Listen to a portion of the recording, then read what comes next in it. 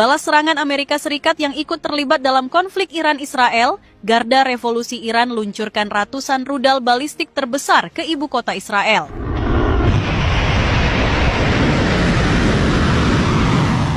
Pada pukul 2.30 dini hari waktu setempat, dunia dikejutkan oleh serangan balasan Iran yang paling mengerikan sepanjang sejarah.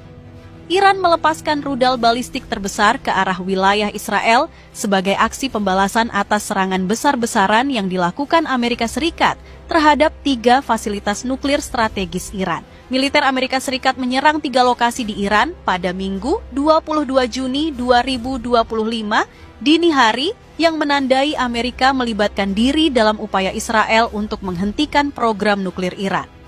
Para pengamat militer Timur Tengah mengatakan, Amerika akhirnya turun tangan langsung, membuktikan bahwa konflik ini sudah melampaui batas-batas regional. Dan benar saja, Iran yang sejak dari awal menolak berdamai dengan Amerika dan Israel membalas serangan tersebut dengan serangan yang sangat mematikan ke wilayah Israel. Tak tanggung-tanggung, 2 rentetan serangan berat yang terdiri dari rudal Khorramshahr dan rudal Rahbar yang diluncurkan Iran sebagian besar jatuh di Tel Aviv, tengah dan utara. Puluhan bangunan rusak termasuk apartemen dan kantor-kantor pemerintahan Israel serta ratusan orang jadi korban. Ledakan menggelegar memecah keheningan malam, membuat suasana kota Tel Aviv semakin mencekam.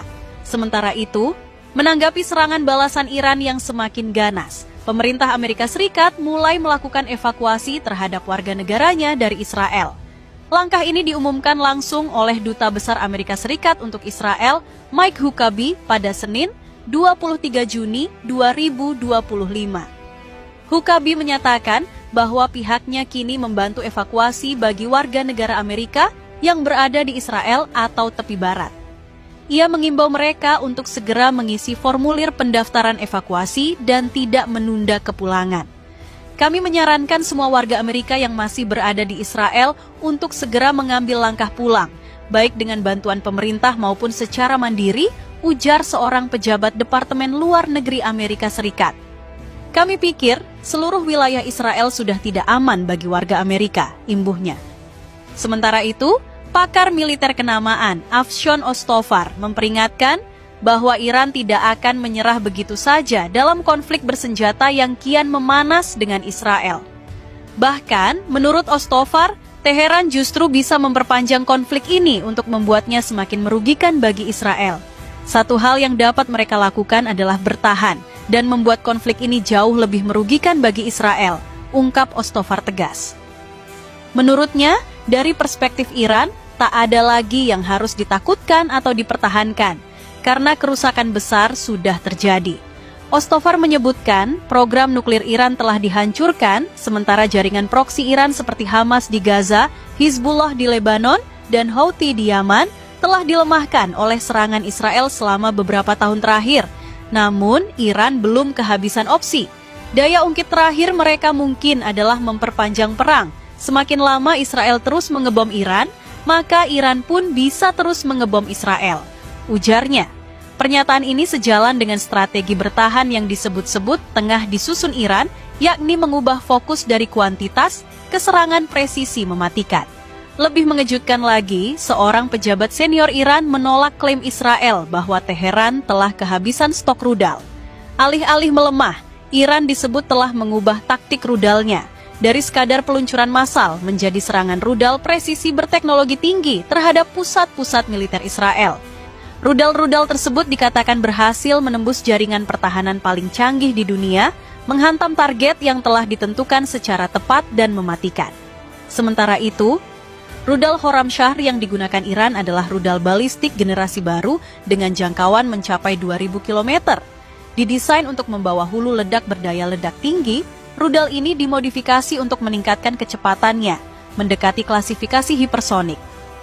Peran utamanya adalah sebagai senjata strategis yang dapat menjangkau sasaran penting di wilayah regional yang lebih luas. Sementara, rudal Rahbar sendiri adalah rudal hipersonik yang baru saja selesai dari proses pengembangan oleh lembaga riset militer Iran. Meski belum banyak data teknis yang dirilis, rudal ini ternyata mampu melesat lebih cepat dari Mach 10 dan menjangkau sasaran sejauh lebih dari 1.500 km. Rahbar yang baru saja menghantam sebuah apartemen di Tel Aviv digadang-gadang akan memperkuat status Iran sebagai salah satu negara dengan kemampuan rudal hipersonik paling mengancam di dunia. Di lain sisi, dunia internasional kini mulai angkat suara keras mengecam keterlibatan Amerika Serikat dalam konflik Iran-Israel. Rusia mengutuk Amerika Serikat yang ikut campur secara militer dalam konflik antara Iran dan Israel, karena langkah semacam itu dianggap berpotensi menimbulkan risiko besar dan konflik semakin meluas. Yang lebih mengejutkan, sebanyak 60% warga Amerika Serikat ternyata menolak campur tangan negara itu dalam konflik antara Israel dan Iran. Rakyat Amerika sebagian tidak setuju dengan kebijakan pemerintahan Donald Trump, dan ini menunjukkan perpecahan internal yang luar biasa. Berdasarkan kabar yang beredar, ribuan warga Amerika turun ke jalan menolak intervensi militer Trump dalam konflik Israel-Iran, tapi yang bikin hati teriris adalah alasan sebenarnya di balik protes ini. Yakni warga Amerika sekarang lagi ngalamin krisis ekonomi terparah dalam 1 dekade terakhir. Inflasi makanan naik 40%, harga bensin tembus langit, tagihan listrik bikin keluarga Amerika mengeluh dan menangis. Dan yang bikin rakyat Amerika sangat marah, Trump dengan santainya menggelontorkan dana triliunan rupiah untuk membantu Israel dalam operasi militer melawan Iran. Ini spekulasi yang masuk akal berdasarkan pola kebijakan Trump yang selalu prioritaskan kepentingan geopolitik di atas kesejahteraan rakyatnya sendiri. Sarah Johnson, ibu rumah tangga dari Texas yang kita wawancarai secara virtual, dengan mata berkaca-kaca berkata, "Anak-anak saya kadang tidur tanpa makan malam. Tapi Trump dengan mudahnya kirim uang ke Israel untuk beli senjata. Ini kegilaan." Spekulasi yang beredar menunjukkan bahwa keterlibatan Amerika dalam konflik ini telah menguras kas negara dengan jumlah yang fantastis. Amerika telah menggelontorkan dana darurat sebesar 50 miliar dolar. Itu setara dengan 785 triliun rupiah hanya dalam seminggu pertama konflik. Dana ini digunakan untuk operasi militer, logistik, dan dukungan teknologi canggih untuk Israel.